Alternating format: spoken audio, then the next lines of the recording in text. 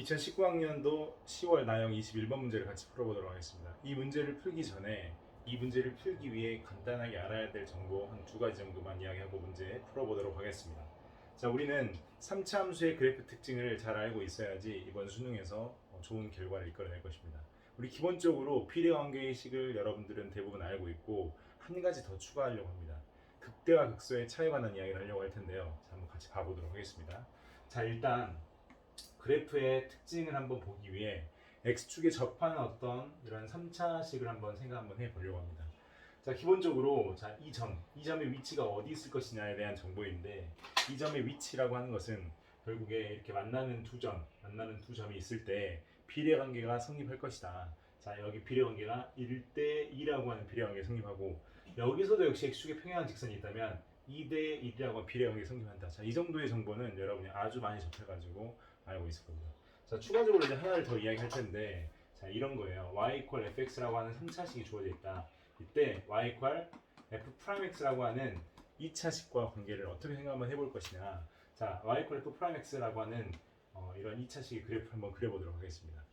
자, 얘는 최고차계수가 a인 3차식이라면 얘는 최고차계수가 3a인 2차식이다라고 생각할 수 있겠네. 자, 여기를 알파, 베타라고 생각해 보시고, 자, 이 부분을 적분값으로 표현 한번 해보려고. 이 부분을 적분으로 표현하시면 인테그랄 알파서부터 베타까지 f'x dx라고 표현할 수 있겠네요.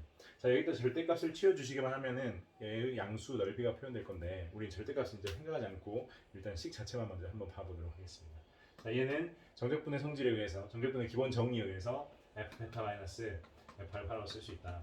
자, 그런데 이 알파와 베타를 기점으로 우리는 원래 함수 fx의 그래프를 그릴 수 있죠. 어떻게? 증가하다, 감소하다, 증가하는 이런 형태. 자, 그러면 이 점이 극대점이 될 것이고 이 점이 극소점이 될 텐데, fβ-f 알파의 절대값을 취한 내용은 결국 이 극대와 극소의 차를 의미하겠네. 그러니까 결국 이 부분의 넓이가 결국 극대와 극소의 차가 될 것이다 라고 하는 것까지 기본적인 3차 함수 그래프의 성질로 확인할 수 있을 겁니다. 물론 미분한 함수의 정적분 값이 당연히 원래 함수의 y 값들을 찾아라고 하는 기본적인 정보가 있습니다. 그거 말고도 이 3차 함수에서는 극대와 극소의 차라고 하는 포인트를 가지고 생각 한번 해보려고 합니다. 그러면 바로 기획부터 확인 한번 해보도록 하겠습니다.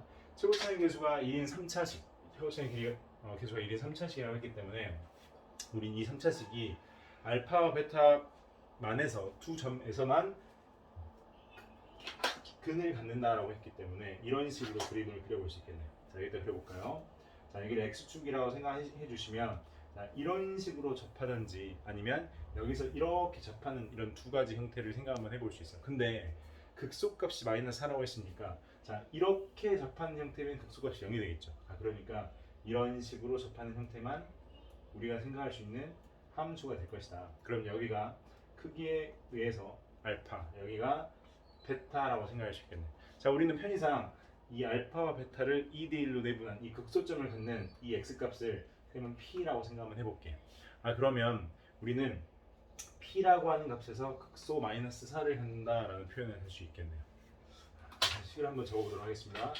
이때의 식이 fx equal x 마이너스 알파의 제곱 x 마이너스 베타라고 표현할 수 있고, 자, f에 p를 넣은 결과가 마이너스 4가 될 것이다 라는 걸 확인할 수 있겠네요. 자, 이게 무슨 말이냐, 결국 이 말은 극대와 극소의 차가 몇이다? 4다 라는 이야기랑 똑같은 이야기가 되겠네. 그러면 최고차의 계수가 1인 3차식이니까 미분하시면 y' 미분하시면 3x의 제곱으로 표현될 것이고, 자, 우리는 이렇게 생각할 수 있겠네. 방금 여기서 이야기했던 것처럼 미분한 함수의 x축과 둘러싸인 부분의 넓이, 미분한 함수의 x축과 둘러싸인 부분의 넓이니까 우리는 이 부분을 이렇게 표현할 수 있겠네요. 넓이를 6분의 최고차의 계수 곱하기 베타 마이너스 알파의 세제곱 이렇게 표현할 수 있으니까, 이 4라고 하는 값을 이렇게 표현 한번 해보려고. 6분의 최고차의 계수는 3이 되겠죠. 그 다음에 p 마이너스 알파의 세제곱으로 표현할 수 있겠네요. p 마이너스 알파의 세제곱.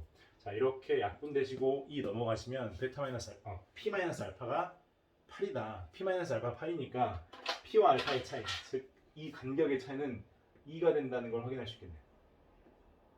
그러면 비례관계가 2대 1이라고 했으니까 이 간격의 차는 1이 된다. 결국 베타와 알파의 차는 3이 된다라고 하는 결과를 이끌어낼 수 있겠네요. 자, 지금까지 말한 내용을 가지고 기억부터 한번 확인 한번 해보도록 하겠습니다. 자, 알파에서 프라임이 0이다. 즉 알파에서 접한다. 자, 기억 맞죠? 그다음 베타와 알파의 차이는 3이다. 방금 이야기했죠. 그다음 디귿 f0 이퀄 16이면 이라고 했으니까 0을 실제로 한번 대입 한번 해보도록 하겠습니다. 자, 이 식의 0을 한번 대입해 볼게요. 자, f0 0 대입하시면 알파의 제곱 그다음 0 대입하시면 베타 자리에 알파 플러스 3을 니은에 의해 넣을 수 있기 때문에 마이너스 알파 마이너스 3 이 결과값이 16이다 라고 하는 게 디귿의 조건이 되겠네요. 자, 디귿의 조건이 이렇게 된다. 자, 그러면 이 식을 한번 풀어주시면 알파의 세제곱 플러스 3알파의 제곱 자, 넘어가시면 마이너스 16이 다시 넘어오니까 플러스 16 이퀄 0이 되겠네요. 자, 이때 알파에다 어떤 값을 집어넣었을 때 0이 될 것이냐라고 생각을 해보니까 알파 16의 약수니까 뭐 플러스 마이너스 1, 2, 4, 8 쭉 나갈 수 있는데 마이너스 4를 넣어보시면 자, 마이너스 64 되면서 16의 4배 이렇게 되니까 0이 된다고 확인할 수 있겠네. 결국에 알파 값이 마이너스 4이다.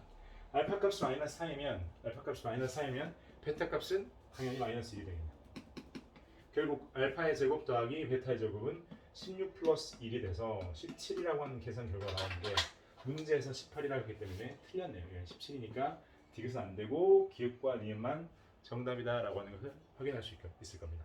자, 이 문제는 문제 푸는 것 자체는 어렵지 않습니다. 문제 푸는 것 자체는 어렵지 않는데 여러분이 알고 있는 3차 함수의 기본적인 그래프의 특징 그걸 다시 한번 점검할 수 있는 그런 계기가 되면 좋을 것 같은 문제입니다. 이상입니다.